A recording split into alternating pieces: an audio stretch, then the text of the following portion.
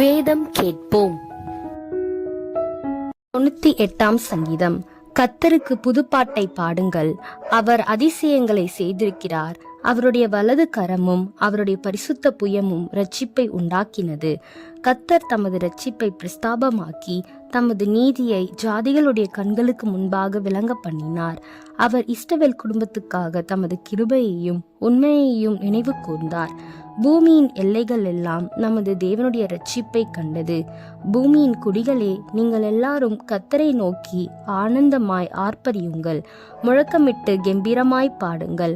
சுரமண்டலத்தால் கர்த்தரை கீர்த்தனம் பண்ணுங்கள், சுரமண்டலத்தாலும் கீத சத்தத்தாலும் அவரை கீர்த்தனம் பண்ணுங்கள். கர்த்தராகிய ராஜாவின் சமூகத்தில் பூரிகைகளாலும் எக்கால சத்தத்தாலும் ஆனந்தமாய் ஆர்ப்பரியுங்கள். சமுத்திரமும் அதன் நிறைவும் பூச்சக்கரமும் அதன் குடிகளும் முழங்குவதாக. கர்த்தருக்கு முன்பாக ஆறுகள் கைகொட்டி பர்வதங்கள் ஏகமாய் கெம்பீரித்து பாடக்கடவது.